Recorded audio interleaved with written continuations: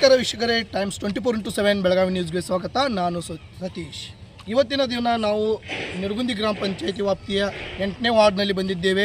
ಈ ಒಂದು ಕಾಮಗಾರಿಯ ವೀಕ್ಷಣೆಗೆ ಅಂತ ಬಂದಿದ್ದೇವೆ. ಈ ಕಾಮಗಾರಿ ಯಾವ ಅನುದಾನದಲ್ಲಿ ಆಗಿದೆ ಅಂತ ನೋಡೋಣ ಬನ್ನಿ. ಯಾವ ಅನುದಾನದಲ್ಲಿ ಈ ಕಾಮಗಾರಿಯನ್ನು ತಂದಿದ್ದೀರಾ? ಇದು ಮಹಾತ್ಮ ಗಾಂಧಿ ಉದ್ಯೋಗ ಖಾತ್ರಿ ಯೋಜನೆಯಲ್ಲಿ ರಸ್ತೆಯನ್ನು ನಿರ್ಮಾಣ ಮಾಡಬೇಕು.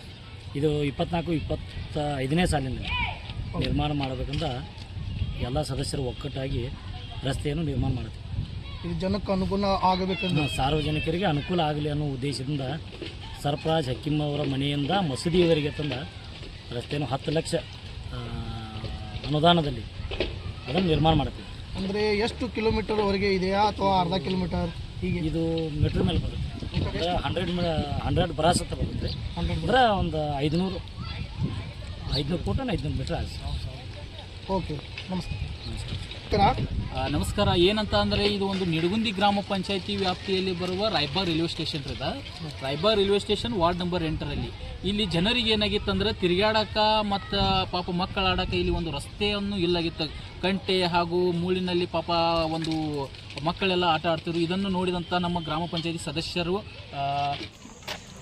ಇನ್ನು ನಿಡಗುಂದಿ ಗ್ರಾಮ ಪಂಚಾಯತಿ ವ್ಯಾಪ್ತಿಯಲ್ಲಿ ಬರುವ ನಾಗರಾಳ ಗ್ರಾಮದಲ್ಲಿ ಇನ್ನೂ ಅಭಿವೃದ್ಧಿ ಕೆಲಸಗಳು ಭಾಳಷ್ಟು ಆಗಬೇಕಿದೆ.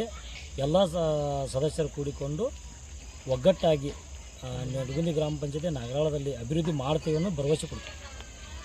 ನಾವುಗಳು PDO ಅವರನ್ನು ಸ್ಥಳಕ್ಕೆ ಕರೆಯಿಸಿ ಎಲ್ಲ ಗ್ರಾಮ ಪಂಚಾಯತಿ ಸದಸ್ಯರೊಂದಿಗೆ ಒಂದು ಮಾತುಕತೆಯನ್ನು ಮಾಡಿ 10 ಲಕ್ಷ ರೂಪಾಯಿ ಅನುದಾನದಲ್ಲಿ ಈ ಒಂದು ಮಹಾತ್ಮ ಗಾಂಧಿ ಉದ್ಯೋಗ ಖಾತ್ರಿ ಯೋಜನೆಯಲ್ಲಿ ಈ ಒಂದು ಕಾಮಗಾರಿಯನ್ನು ಮಾಡಿದ್ದೇವೆ. ಸೊ ಹಲವಾರು ವರ್ಷಗಳಿಂದ ಭ್ರಷ್ಟಾಚಾರಕ್ಕೆ ತುತ್ತಾಗಿರುವಂತಹ ನಿಡಗುಂದಿ ಗ್ರಾಮ ಪಂಚಾಯಿತಿಯನ್ನು ಕಾರಣಾಂತರಗಳಿಂದ ಒಂದು ಭ್ರಷ್ಟಾಚಾರಕ್ಕೆ ತುತ್ತಾಗಿತ್ತು.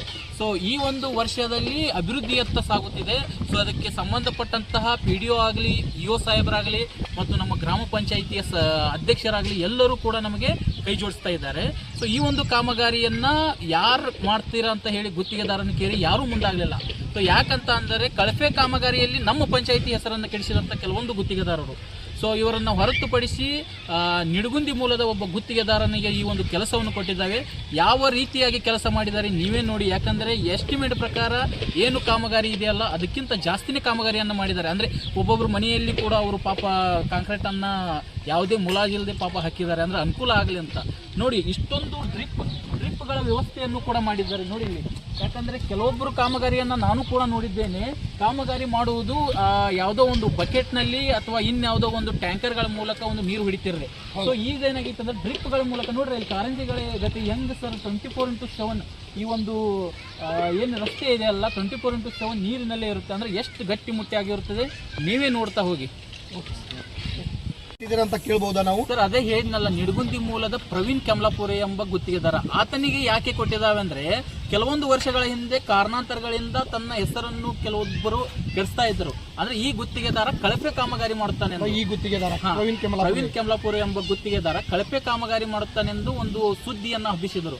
ಸೊ ಆ ಸುದ್ದಿಗೆ ಅನುಗುಣವಾಗಿ ಅಂದರೆ ಅದರಲ್ಲಿ ಗೆದ್ದು ತೋರಿಸಬೇಕೆಂದು ಅದೇ ಒಂದು ಗುತ್ತಿಗೆದಾರರಿಗೆ ನಾವು ಈ ಒಂದು ಕಾಮಗಾರಿಯನ್ನು ಕೊಟ್ಟಿದ್ದೇವೆ. ಅವರು ಕೂಡ ಮುಂದೆ ನಿಂತು ಕಾಮಗಾರಿಯನ್ನು ಮಾಡಿಸ್ತಾ ಇದ್ದಾರೆ. ಅವರು ಬರ್ತಾರೆ. ಇಂಜಿನಿಯರು ಹಾಗೂ PDO ಹಾಗೂ ಸಂಬಂಧಪಟ್ಟ ಸದಸ್ಯರು ಇಲ್ಲಿ ಬಂದು ಕಾಮಗಾರಿ ತೋರಿಸಿದ್ರು ಈ ಥರ ಮಾಡೋದಂತ. ಈಗೊಂದು ಕೆಲವೊಂದು ಸದಸ್ಯರು ನಿಮಗೆ ಕೊಡಬೇಕಂತ ಈ ಕಾಮಗಾರಿಯನ್ನು ನಿಮಗೆ ಒಪ್ಪಿಸಿದ್ದಾರೆ. ಈ ಕಾಮಗಾರಿ ಬಗ್ಗೆ ನೀವು ಏನು ಹೇಳಕ್ಕೆ ಇಷ್ಟಪಡ್ತೀರಾ? ಈ ಕಾಮಗಾರಿ ಹೇಗಾಗಿದೆ, ಹೇಗಿಲ್ಲ? ಇದು ಕಾರಣ PDO ಹಾಗೂ ಅಧ್ಯಕ್ಷರು ಗಮನಕ್ಕೆ ಬಂತು. ನಮ್ಮನ್ನು ಕರೆದ್ರು ಫೋನ್ ಮುಖಾಂತರ. ನಾವು ಅವರು ಡಯಲ್ ಮಾಡಿ ನಾವು ಬಂದೀವಿ. ಅವರು ಹಿಂಗೆ ಬಂದು ಸ್ಟೇಷನಲ್ಲಿ ಇಲ್ಲಿ ತಂದಿದ್ರು. ನಾವು ಬಂದು ನೋಡಿ ಕಾಮಗಾರಿ ಚಾಲು ಮಾಡಿದ್ವಿ. ಈ ಥರ ಕಾಮಗಾರಿಯೆಲ್ಲ ಯಾವುದು